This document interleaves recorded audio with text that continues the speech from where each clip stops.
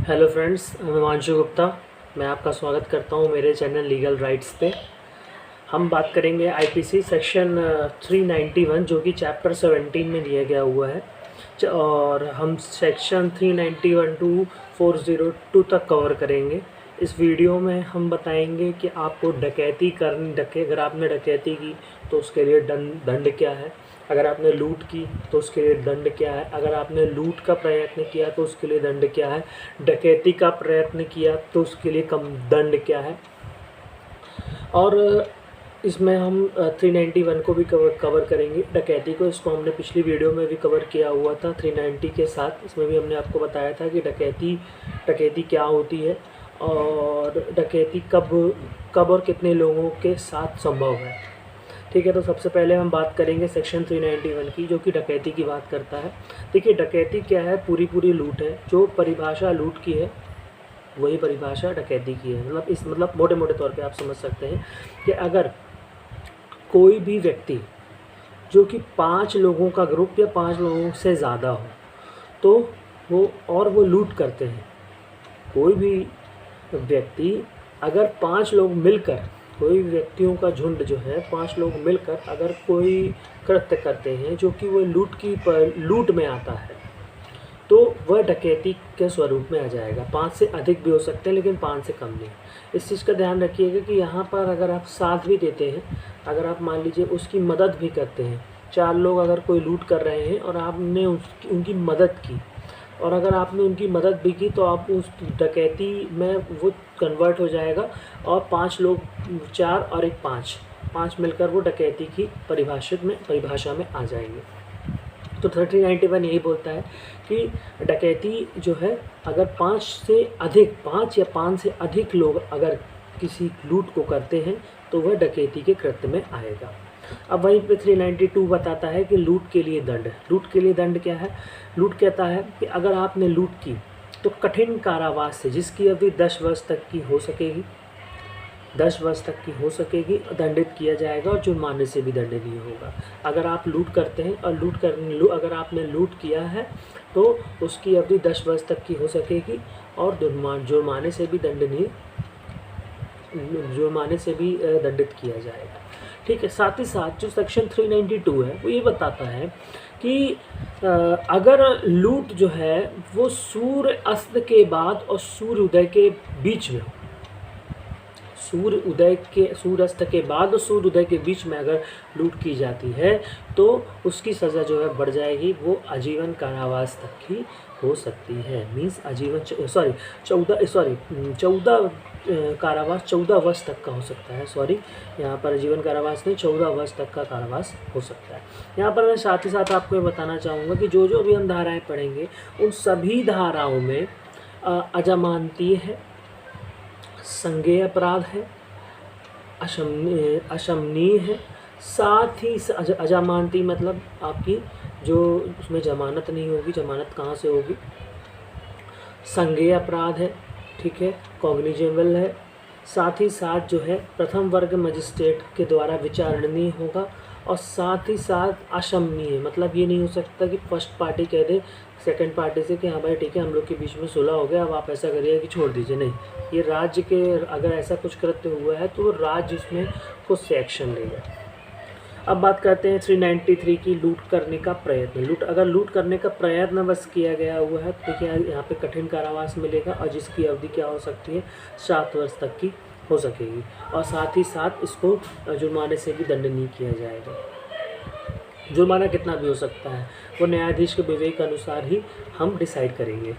अब बात करेंगे सेक्शन 394। जैसे सेक्शन 394 पे, तो 394 बोलता है लूट करने में स्वेच्छा उपपत्ति कायरत करना। जैसे मान लीजिए आप लूट करने जा रहे हैं और स्वेच्छा आपने मार दिया, ठीक है, ज़रूरत नहीं थी मारने की, फिर भी आपने स्वेच्छा उसको मार दिया, वो आपको जानने दे रहा था, फिर भी आपने सोचा कि हमने इसको मार दो क्योंकि सामने वाला हो सकता है बाद में हमको प्रॉब्लम क्रिएट करे। तो अगर आप कुछ ऐसा कार्य करते हैं, स्वेच्छा आपने अगर ऐसे लूट करते हो, स्वेच्छा अगर आपने उपपत्ति कारित की है तो आपको आजीवन कारावास से या कठिन कारावास से, जिसकी अभी 10 वर्ष तक की हो सकेगी, दंडनीय किया जाएगा और जुर्माने से भी दंडनीय होगा।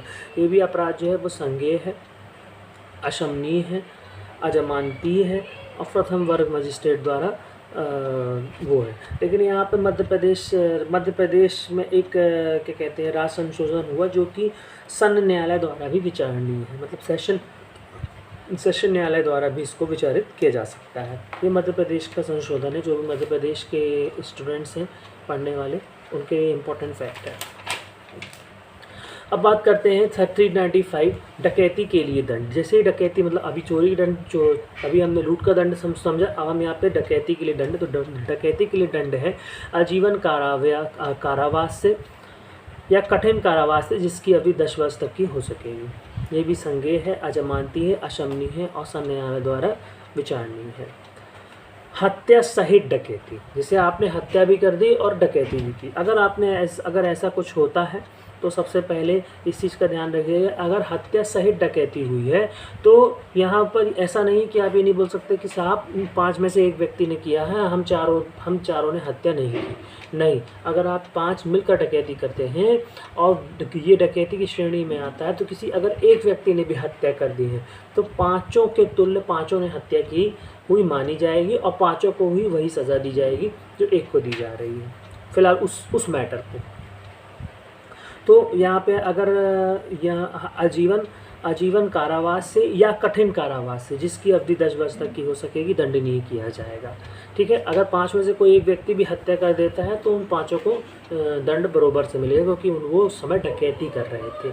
ठीक है, हाँ, अगर लूट का कंडीशन होता और सिर्फ लूट होता, 3 लोग होते और 3 में से कोई एक व्यक्ति हत्या कर देता तो उस जगह पे हम ये मान सकते थे कि हाँ भाई वहाँ पर लूट हुई और वहाँ पर एक व्यक्ति को मिलेगा, उन 2 व्यक्ति को अलग श्रेणी में देखा जाएगा। लेकिन अगर यहाँ पे स्पेसिफाई किया गया हुआ है सेक्शन 396 जो कि बहुत इंपॉर्टेंट है कि उसने कहा कि अगर हत्या सहित डकैती हुई, ठीक है, या मृत्यु या गौरवपति कारित करने के प्रयत्न के साथ लूट या डकैती, मृत्यु या गौरवपति करने के साथ लूट या डकैती। अब यहाँ पे मृत्यु या गौरवपति लूट को भी लिया गया। तो यहाँ पर क्या बताया गया है, यहाँ पर ये बताया गया है कि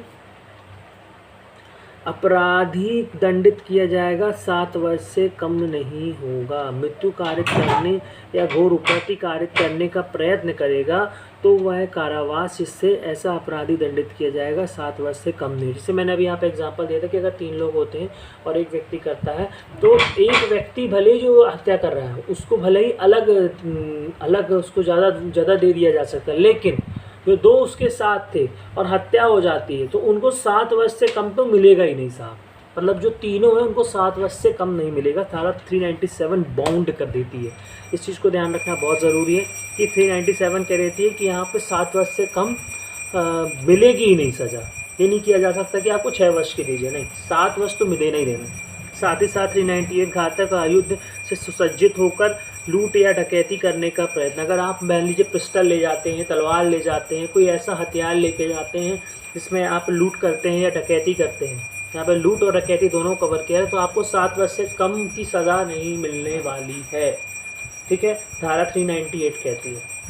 मतलब ये मान के चलिए कि मोटा 10 से 7 to 10 ईयर्स के बीच में मिलने वाला है। जो मिलने वाला है 7 तो मिलना ही मिलना है आपको, अगर आपने पिस्टल रख के भी चले गए।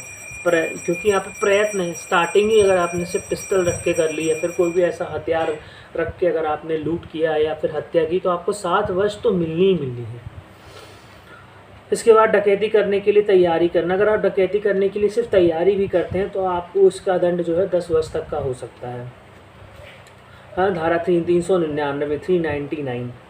ठीक है, डाकुओं की टोली का होने के लिए दंड। अगर आप डाकुओं की टोली में हैं और इस दंड के और ये जो टोली में है इस संहिता के होने के बाद, वैसे भी बहुत साल हो चुके हैं इस संहिता को आए हुए, तो 1860 में आई थी संहिता आईपीसी सेक्शन। तो अब तो स्वाभाविक सी बात है वो लोग भर चुके होंगे जो भी डाकुओं की टोली में हैं, तो ये मैटर नहीं करता। लेकिन हाँ, अगर आप डाकुओं की टोली में हैं तो आपको 10 वर्ष तक का कारावास हो सकता है। चोरी की टोली के होने के लिए दंड। अगर आप चोरी की टोली में हैं, लेकिन यहाँ पे कंडीशन है चोरी की टोली हो, ठीक है, डाकुओं की टोली ना हो, तो आपको कारावास कहाँ तक का मिलेगा? 7 वर्ष तक का हो सकता है।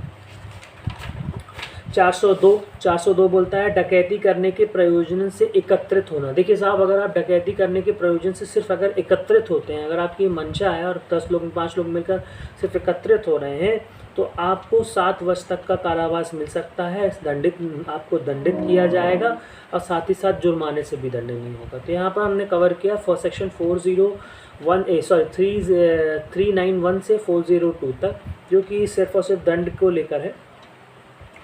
अब नेक्स्ट वीडियो में हम आपको आगे के सेक्शन कवर करेंगे। Thank you.